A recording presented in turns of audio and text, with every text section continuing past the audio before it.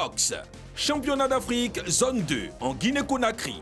La Côte d'Ivoire en revient avec 5 médailles, dont une en or pour Koné Adama dans la catégorie des plus de 80 kg. Arts martiaux. La Fédération ivoirienne de Vaucotruenne a procédé à la présélection des athlètes pour le championnat du monde au Vietnam en août. C'était lors du championnat national organisé samedi. Sport mécanique, moto. Grand Prix d'Argentine.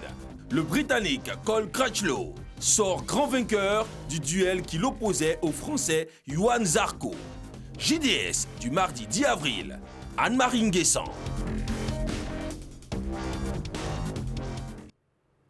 Samuel Mech vous a présenté les points saillants de ce journal des sports.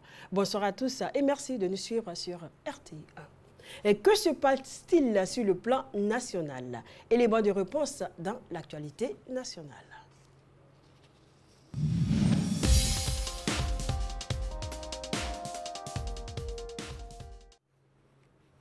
La Côte d'Ivoire a occupé la 3e marche du podium lors du championnat d'Afrique de boxe zone 2 en Guinée équatoriale avec 5 médailles, dont une d'or. Cette compétition s'est déroulée les 27 et 28 mars dernier. Bon fils d'Edi Salif Ouattara. Combat très engagé dans la catégorie des 52 kilos entre l'Ivoirien Koné Yaya en orange et le Sénégalais Pape Mamadou. Il n'y a pas eu de round d'observation. Il fallait dès l'entame chercher à marquer son territoire. L'Ivoirien, très endurant face à un Sénégalais imprécis au niveau des crochets, les directs n'atteignent véritablement pas l'adversaire. L'Ivoirien Koné Yaya s'impose finalement au point. En finale, Koné Yaya est face au Guinéen Lamine Diallo.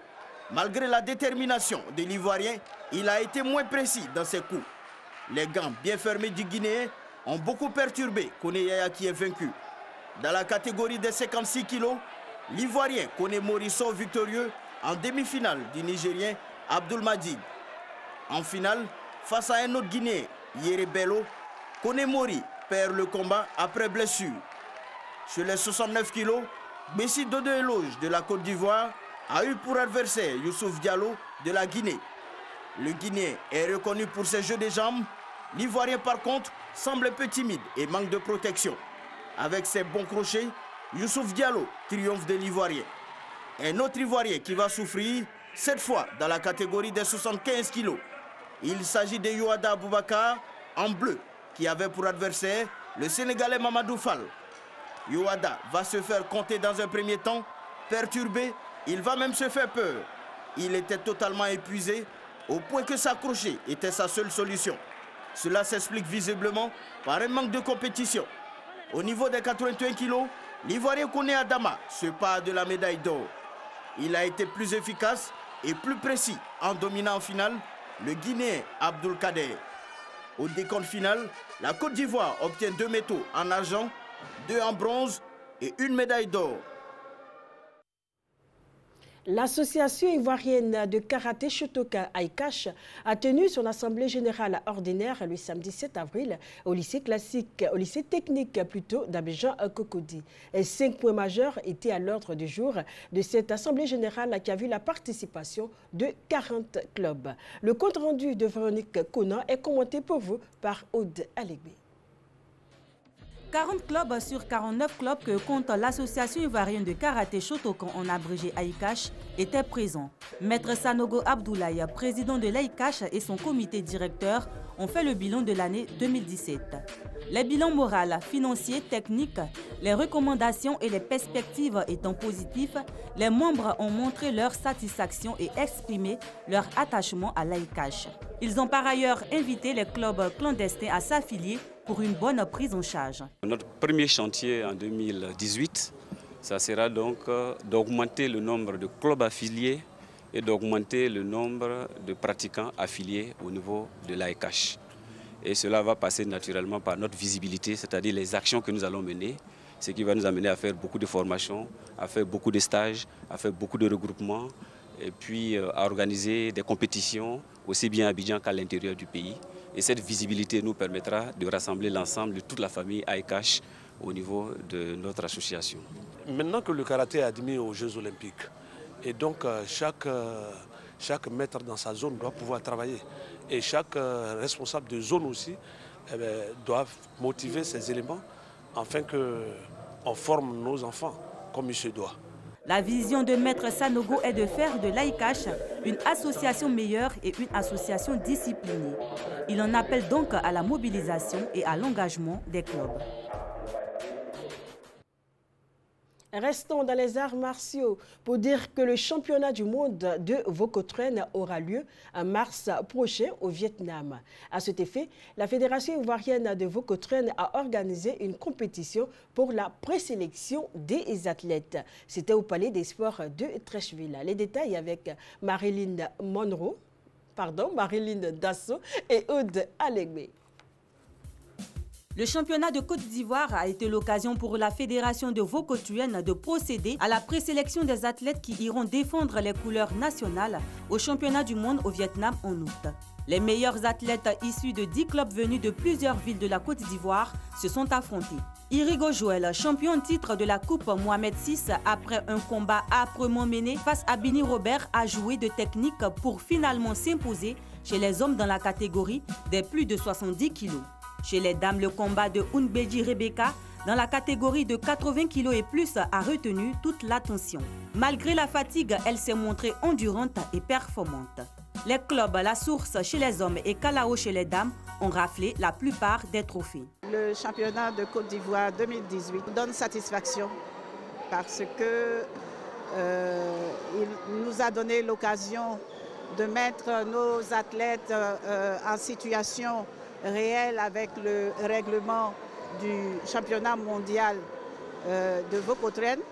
Nous en sommes très satisfaits. Pour un an de travail, les résultats sont très bons. La présélection a donc porté ses fruits. Reste maintenant à se préparer convenablement pour le tournoi mondial. Je précise que le championnat du monde de Vokotren aura lieu en août prochain au Vietnam. La Fédération ivoirienne de football Petit Poteau était en assemblée générale ordinaire ce dimanche 8 avril au lycée classique d'Abidjan-Cocody. Au menu, rapport d'activité et bilan financier de la saison écoulée. Le reportage signé Bonfils Dédi, Aude Alegbe. En présence de 14 présidents de ligue, Fofana Insa, président de la Fédération ivoirienne de football Petit Poteau, a communiqué sur le rapport des activités et le bilan financier qui ont été jugés satisfaisants par l'ensemble des participants en seulement 9 mois d'existence. Pour le président et ses collaborateurs, les leçons tirées de la saison écoulée doivent servir d'exemple afin d'élaborer un modèle de championnat régulier précis et un Open qui regroupera tous les meilleurs championnats de vacances et un championnat national pour baliser l'ensemble du travail des présidents des ligues. À cet effet, 2 ateliers A et B ont été constitués pour l'élaboration des perspectives pour l'année 2018. Organisation du championnat national 2018. Organisation de la Super Coupe 2018, faire la promotion nationale et internationale du sport, la mise en place d'une politique de détection de talents et la formation d'une équipe nationale. La Fédération ivoirienne de football Petit Poteau compte à ce jour en son sein 100 clubs à travers le territoire national et 18 présidents de ligue.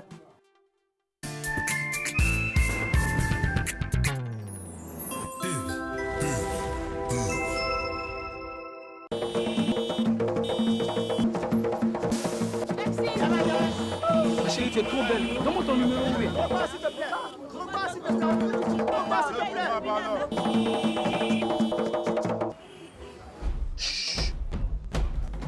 C'est moi que vous cherchez? Tous unis autour d'une légende. Tous unis autour d'une trouba. Chez nous, la bière, c'est Bock. Point.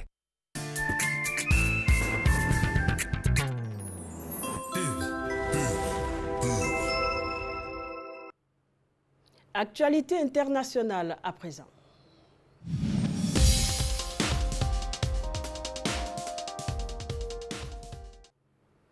Moto Grand Prix, le Britannique Cole Crutchlow s'est imposé dimanche sur le circuit mythique de l'Argentine. Salif Ouattara nous en dit plus.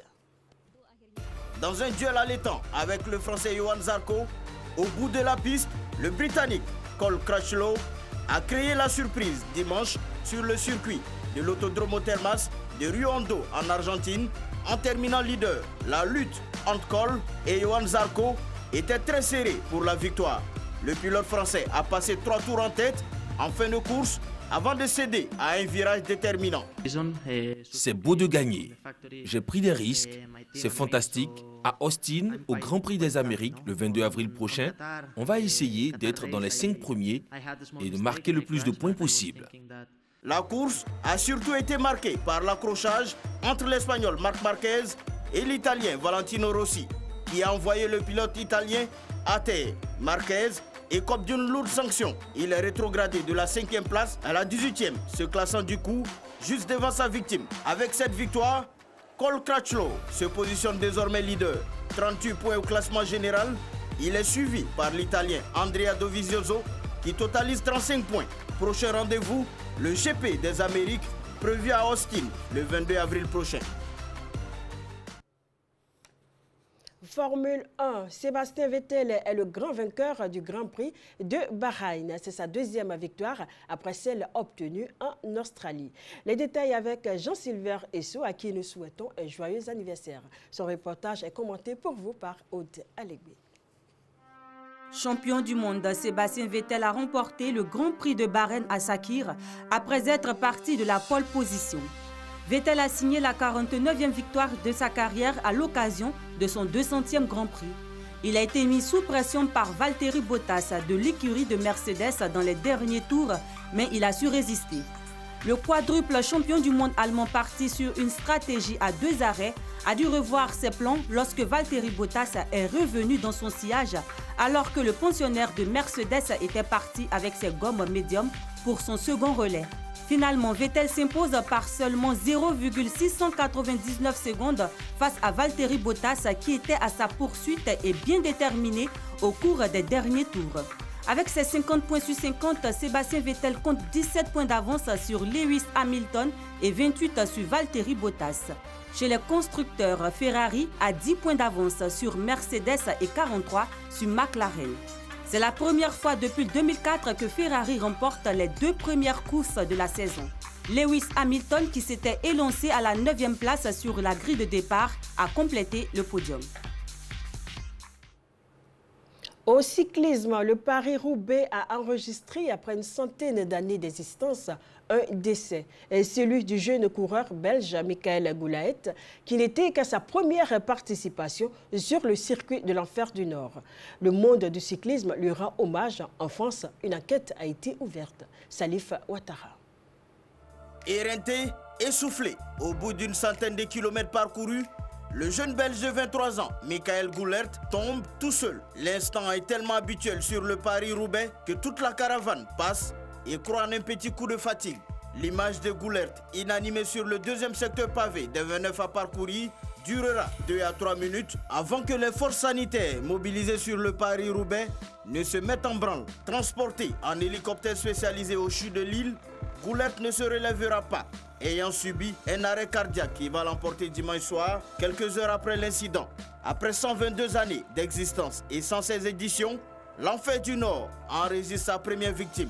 Les questions sont nombreuses, les mots de compassion et de tristesse affluent. Le parquet de Cambrai a ouvert une enquête sur les causes de la mort et précise déjà dans un communiqué publié lundi soir ceci. C'est un malaise, sans doute cardiaque, qui a provoqué la chute. Ce n'est pas la chute qui a provoqué son état. Ce n'est pas une enquête pénale, c'est une enquête qui vise quand les circonstances d'un décès sont inexpliquées, ce qui est le cas quand un jeune homme de 23 ans meurt de manière quasi subite, à élucider les circonstances sans pour autant présumer l'existence d'infraction. En attendant les résultats de l'autopsie dans les prochains jours, la police a demandé au club de Goulaët de mettre son vélo et son casque à la disposition de la justice. Le Paris-Roubaix a connu des chutes assez souvent dangereuses dans son histoire, du fait de son circuit titanesque, mais n'avait encore endeuillé aucun club cycliste. Les regards sont désormais tournés vers les médecins légistes afin de trouver une explication à cette disparition soudaine. Tour d'Europe. Lundi, les équipes de RB, Leipzig et Villarreal ont lourdement été battues dans leurs championnats respectifs. L'Atlético Madrid va perdre celui qui est plus que joueur pour les supporters. Il s'agit bien sûr de Fernando Torres. Jean-Sylvain Esso, Samuel Meck. Le réalisme de Leverkusen a fait la différence dans cette rencontre très plaisante entre deux équipes qui se sont créées des situations intéressantes. Après l'ouverture du score pour Leipzig par Marcel Sabitzer à la 17e minute, les visiteurs ont répondu par Kai Havertz avant la pause. En seconde période, Julian Brandt à la 51e minute, Panagiotis Restos à la 56e et Kevin Volland à la 69e permettent au Bayer Leverkusen de largement s'imposer 4-1. Grâce à cette victoire, Leverkusen reprend la précieuse 4e place avec 48 points. Francfort et Leipzig suivent avec 46 points alors qu'il reste encore 5 journées à disputer. En Espagne, en clôture de la 31e journée de la Liga, l'Athletic Bilbao a réalisé un joli coup en allant l'emporter à Villarreal ce lundi 3-1. Cordoba a débloqué la situation en faveur des Basques dès la 4e minute, tandis que Williams s'est chargé de doubler la mise à la 51e minute. La réduction du score de Carlos Bacca à la 67e minute n'a rien changé, car à 3 minutes de la fin de la rencontre, Iker Muniain va définitivement plier le suspense en inscrivant le 3e but des visiteurs. Toujours en Espagne, une légende va s'en aller. Libre en fin de saison, Fernando Torres va tourner la page Atlético Madrid cet été. L'avant-centre espagnol, qui joue moins ces derniers mois, l'a annoncé ce lundi. Revenu dans son club formateur en 2015, après l'avoir quitté en 2007, El Niño a disputé à ce jour 393 matchs sous le maillot Rory Blanco pour 126 buts. C'est à l'instant débrief.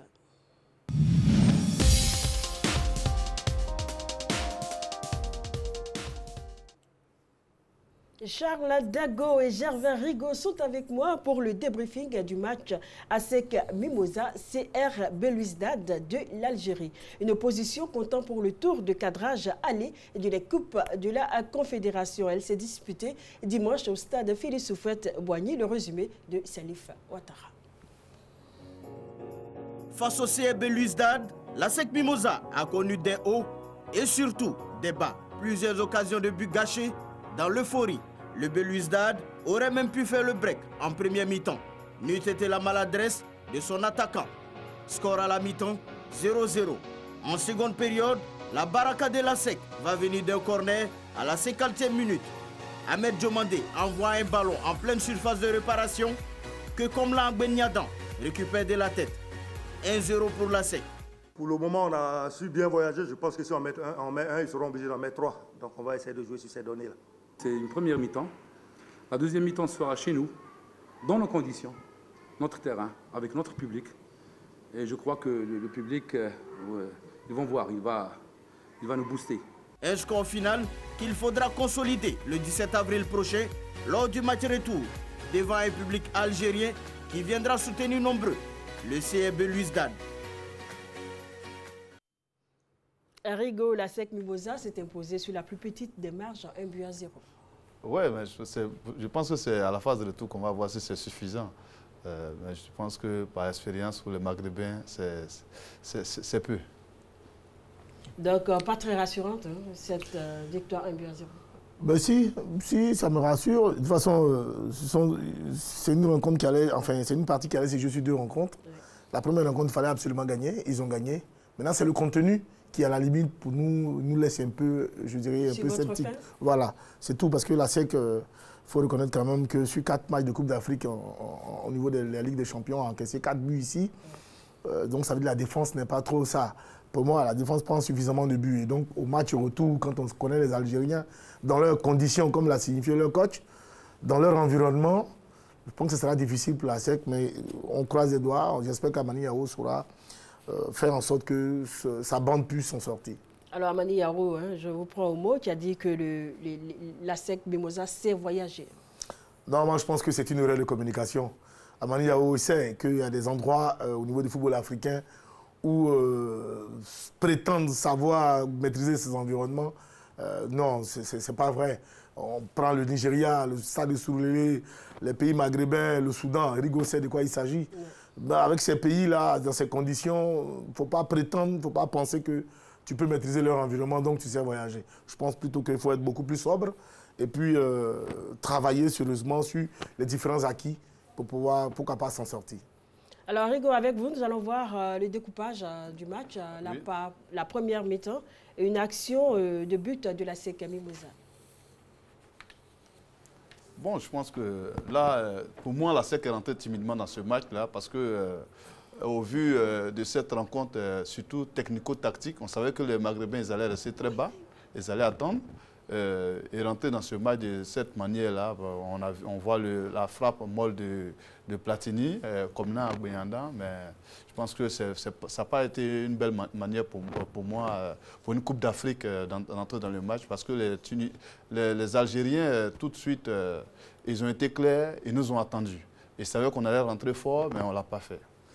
Oui, mais dans la construction, je pense que c'est bien construit. Hein? Remiser, revenir dans l'axe central et puis chercher la profondeur pour trouver comme là, bon, qui arrive à finir l'action. C'est vrai que la frappe, elle est molle. C'est vrai, c'est sans conviction pratiquement. Mais dans la conception du jeu, ça va. Je pense que c'était déjà de bon augure.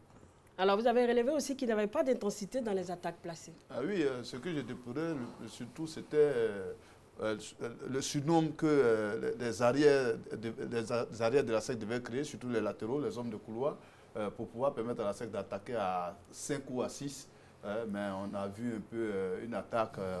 Quand même, quand une défense t'attend, tu ne dois pas rester à attaquer seulement à 4. À 4. Et puis, on sait qu'offensivement, dans le milieu intérieur, c'est Anissé Badié qui prend assez de risques, qui est posté en numéro 10. Donc, plus les 3 attaquants, ça va faire que 4 joueurs. Vraiment, c'est insuffisant pour une équipe qui t'attend. Oui, je suis entièrement d'accord avec toi, mais n'oublions pas que la SEC, depuis peu, au niveau de la Coupe d'Afrique, je ne dirais pas, s'en sort pas bien, mais c'est tout comme au Safo Boigny. C'est un peu difficile. On a vu chaque fois qu'ils ont voulu mettre de l'intensité, de l'impact, ils se sont fait surprendre. Rappelez-nous face aux ESCO, quand ils ont voulu mettre un peu d'impact, ils se sont fait surprendre par cette équipe-là. Donc hier, je pense que, dimanche, c'était pratiquement la peur au ventre que la SEC a attaqué. Et quand on entend, tout à l'heure, Amani Yao dit que la SEC s'est voyagée, c'est-à-dire que lui, à Abidjan, il n'était pas trop serein. Peut-être qu'il est serein à l'extérieur. C'est ce qui explique, à mon sens, le manque d'intensité. Parce que, franchement, sur ce coup-là, c'était un peu trop à la baballe, tranquillement, comme si c'était pas mal de Coupe d'Afrique. Oui, il n'y avait pas d'intensité. Il n'y avait pas d'intensité. Ouais, c'était clair. Et les Algériens l'ont bien compris. Après, ils ont pris le jeu à leur compte. D'où le bon point tactique que vous avez relevé tout à l'heure de Belouizdad.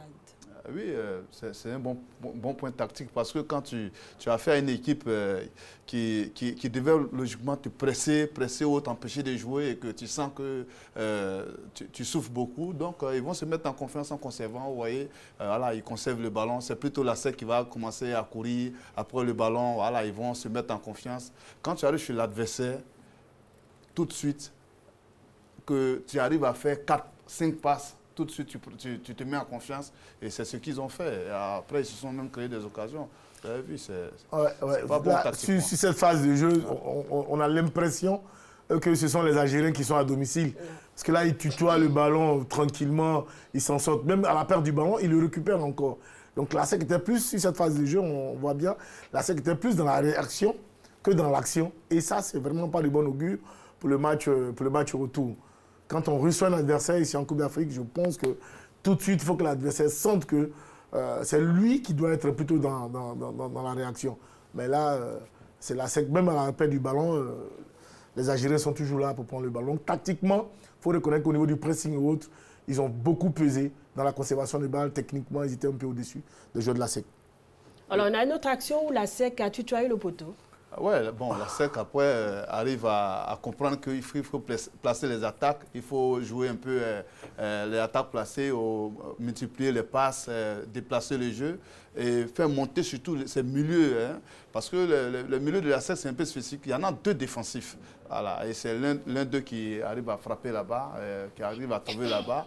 Parce que ces 2 défensifs, si l'un d'eux arrive à pousser Badier, tout de suite, ça va créer le surnom, comme je le disais, de 4 en offensif, on va passer à 5. Momo Ndao Lamine a décidé de partir, de faire un crochet et puis de tenter sa chance. Malheureusement, ça tutoie le poteau. On aurait aimé que ça rentre. Oui, mais effectivement, c'est vrai qu'il y a un manque d'impact, d'intensité. Mais il faut reconnaître que tactiquement aussi, les Algériens étaient en place. Hein. Ouais. Ils ont pratiquement garé le bus. Ils sont restés pour attendre les mimosas. Et puis bon, aussi cette phase de jeu, on voit Ndao Lamine, quand même, qui arrive à faire un petit crochet, mais qui met le ballon sur son mauvais pied. Et arrive à décrocher. Mais ça, c'est une phase de jeu qui illustre un peu l'impuissance de la SEC d'Abidjan. Mais sur ce coup-là, bon, effectivement, il a reçu une belle frappe. Mais quand on est à domicile, puis on arrive maintenant, on se dit qu'il faut frapper dans les 25-30 mètres. C'est dire qu'on n'arrive pas dans la surface de réparation adverse. Donc, ce n'est pas de bon augure. Et cette équipe algérienne aime bien aussi procéder par contre. Ah oui, bien sûr. Elle est venue pour attendre la SEC. Et puis, n'oublions pas, il s'agit de la SEC d'Abidjan. Elle connaît le palmarès de la SEC. Elle sait que la SEC vient de la Champions League pour être rétrogradée dans sa catégorie. Et elle est à l'extérieur. Donc, c'est elle qui a attendu la SEC. C'est tout à fait tactiquement. L'entraîneur de cette équipe algérienne a parfaitement joué le coup. Surtout que techniquement, ils sont forts dans la conservation du ballon. Ils sont restés les attendre. Et les Mimos n'ont pas su mettre de la vitesse, surtout de la vitesse dans les phases de jeu, dans les dernières phases de jeu, dans les 18 mètres. Il fallait mettre beaucoup de vitesse. Ça s'est fait un peu sur le côté gauche, mais là, sur le côté droit, pratiquement rien n'a été fait là-bas. Nous avons aussi, de votre côté, Rigo, un bon point que vous avez attribué à l'équipe algérienne. Ah oui, elle joue un peu en intermittence, c'est-à-dire qu'elle attend la SEC un temps et elle remonte sur la SEC.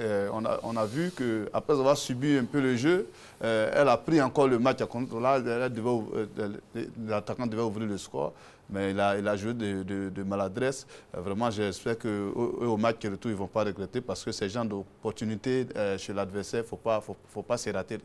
Il a eu l'opportunité d'aller face au gardien, il n'a pas cadré malheureusement. Mais je pense qu'ils ont bien joué le coup tactiquement parce que dans l'intermittence, c'est-à-dire jouer bas 10 minutes, jouer haut 10 minutes, vraiment ils ont réussi à le faire. Tactiquement, ils étaient dans leur match, ils étaient à un doigt même de le conclure et puis de gâcher la fête pour nous. Gâcher la fête, oui, effectivement. Je disais tantôt, la SEC était plus dans l'action. Ouais. Enfin, pardon, dans la réaction. Ouais. Alors, quand on voit sur cette action, on se rend compte que ce sont les Algériens qui étaient beaucoup plus agressifs, beaucoup plus mordants dans le ballon. Donc, ils récupèrent le ballon.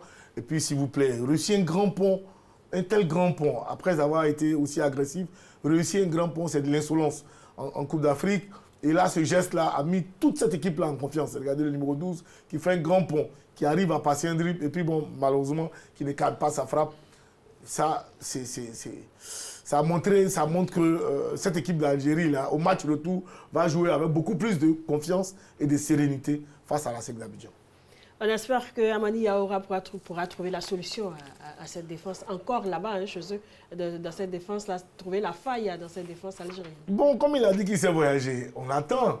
J'espère qu'il saura effectivement voyager, il saura mettre à contribution ce premier match-là.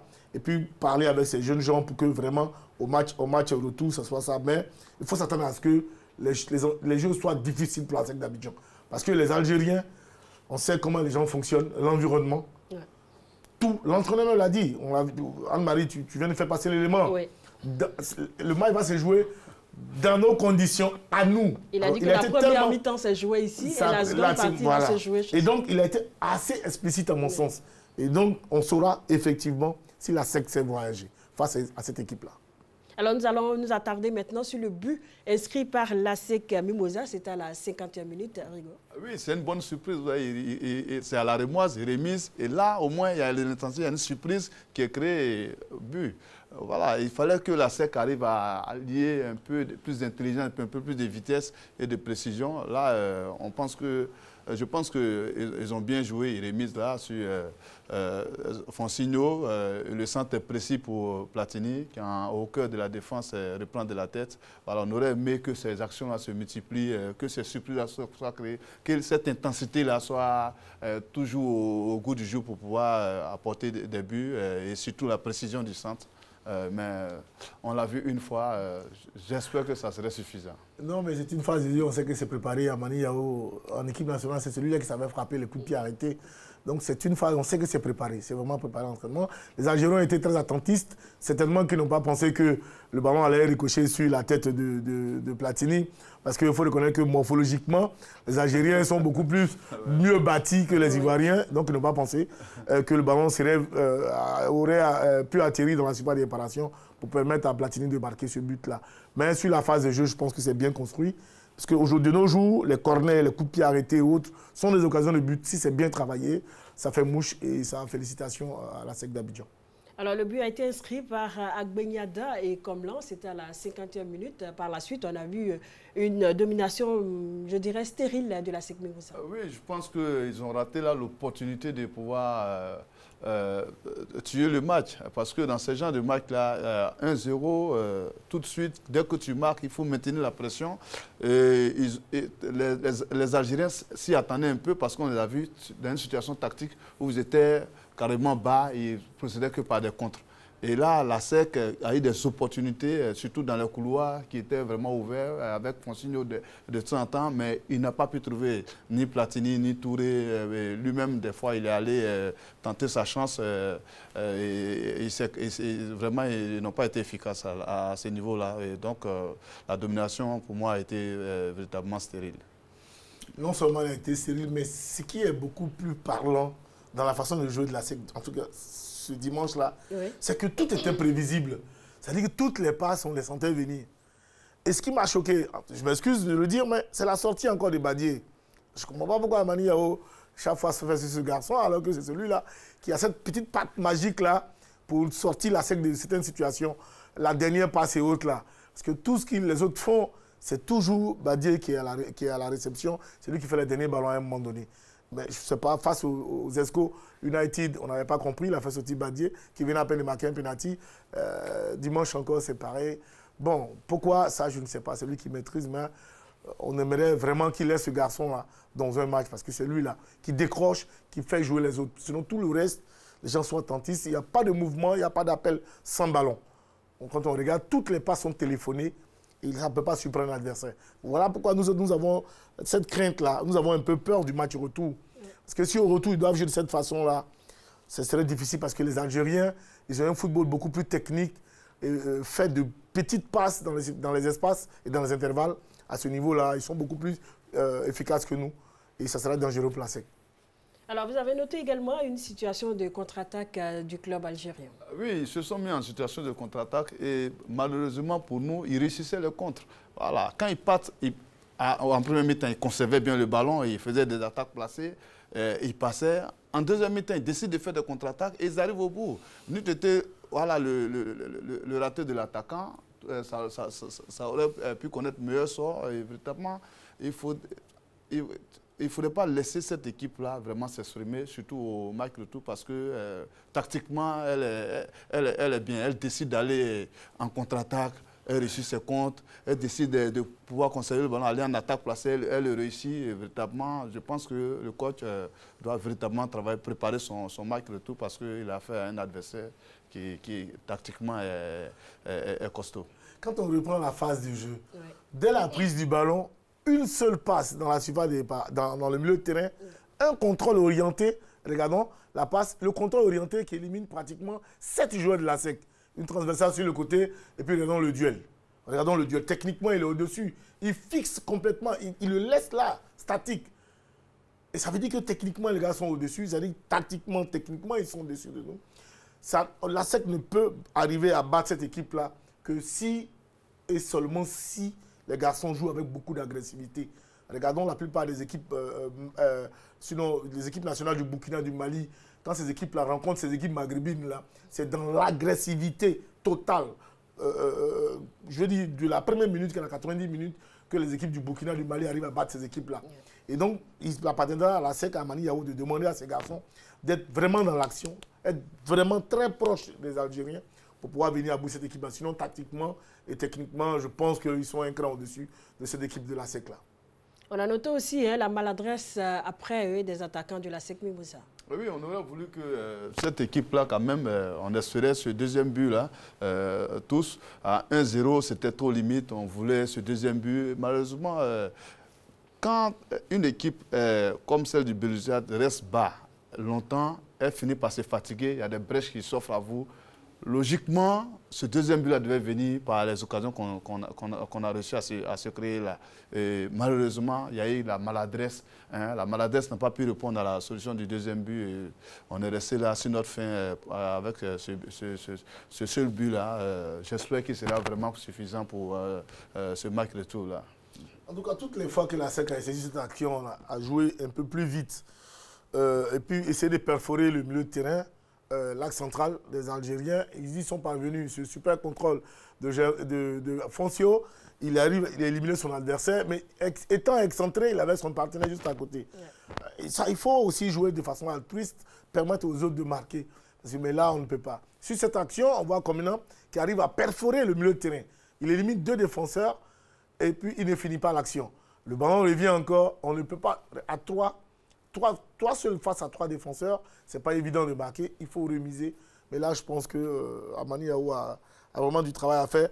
Mais ce qui est dommage, c'est qu'au niveau national, ils arrivent tellement à littéralement dominer tout le monde que c'est pour ça qu'on ne fait pas de cadeaux, parce qu'on pense qu'ils ont les moyens de le faire. Parce qu'au niveau national, ils réussissent tout. Est-ce que c'est l'adversité qui est faible au niveau national, ou là, c'est au-dessus des autres, tellement au-dessus des autres, que lorsqu'ils croisent une équipe, on est à 8 points d'éloge à leur égard, mais qu'ils sachent que c'est parce qu'ils ont la qualité et que voilà, nous sommes assez durs avec eux. Sinon, ça aurait été une équipe comme si au Korogo, on ne serait pas difficile, on ne serait pas dur avec eux. Parce que là, c'est vraiment à les qualités, les moyens, les aptitudes physiques, il y a de la taille, il y a tout. Il y a la condition physique, il y a les installations qu'il faut pour rivaliser normalement avec ces équipes-là. Et puis l'essentiel aussi était de marquer sans encaisser. Non, moi je ne crois pas que ce soit l'essentiel parce que c'est de ça Amani Yao se contente. Ouais. L'essentiel était de marquer au moins 2 buts. Au moins 2 buts parce qu'à 1-0, dans les conditions des Algériens, ce n'est pas évident pour moi. Parce qu'à 1-0, mais là même à 1-0, avec le but de la SEC, pour moi, c'est 50-50 match retour. Ce n'est même pas une histoire de 35 pour les Algériens et puis c'est 65 pour la SEC. C'est une histoire de 50-50. Parce qu'il suffirait que les Algériens arrivent à revenir au score 1-1, que la donne va littéralement changer contre la SEC, à mon sens. Surtout et donc, vraiment, la SEC aurait pu marquer 2 buts. Je serais content. Mais déjà que la SEC n'en donnait sur un froid face au Buffle ici, face aux Esco, gagner 1 but à 0, bon. Comparaison n'étant pas raison. On espère bien que la SEC Mimosa aura une très belle prestation. Comme la SEC s'est voyagée. Ouais, on va revenir avec la qualification. Nous allons parler maintenant de football féminin, éliminatoire CAN 2018. Premier tour de la manche retour, Côte d'Ivoire-Maroc. La Côte d'Ivoire s'est qualifiée cet après-midi même au stade Félix Houphouët-Boigny face au Maroc pour le second tour des éliminatoires de cette CAN féminine qui va se dérouler le 17 novembre au Ghana. Les 2 pays s'étaient neutralisés lors de la manche aller à Rabat sur le score de 1-1. Et pour la manche retour, Touré Clémentine et ses filles ont concédé un nul. Vierge, je signale. Voilà, le Mali est l'adversaire des éléphantes après le forfait de la Sierra Leone pour le second tour. Mais alors, Côte d'Ivoire-Mali. Déjà, faire un match nul avec les Marocaines. Ouais. En aller et retour, ça veut dire que nos filles ont pris de bons points. Parce qu'il faut pas quand même, faut le reconnaître que notre championnat, le championnat du football féminin, pas qu'il n'existe pas, mais il n'est pas très bien organisé, il n'est pas à un très bon niveau. Donc permettre à ces filles-là de faire ces matchs-là et puis réaliser cette performance, pour moi je m'en dirais, je m'en réduis. Donc je pense que face au Mali, pourquoi pas, elles peuvent créer la surprise et battre les Maliennes. Côte d'Ivoire, Mali. On parle de qualification, là. Je pense que c'est une Coupe d'Afrique. Dieu merci qu'on a été à la finale de la Coupe UFOA. Ça nous a quand même gardé en jambes. On a pu aller arracher ce match nul là-bas chez eux. Et eux, à 0-0 ici, c'est nous qui sommes qualifiés. Dieu merci, on s'est qualifiés. Il faut continuer cette préparation-là, surtout face au Mali, parce que le Mali aussi, dans la sous-région, quand même, a de l'allant au niveau des filles. Et je pense que quand même, Touré Clémentine et ses filles devaient réussir à se qualifier. On espère en tout cas que Touré Clémentine et ses filles vont réussir à participer à cette CAN 2018 au Ghana. Merci à vous, très chers consultants. Merci à vous, très chers téléspectateurs, et puis bonne suite de programme sur RTI1.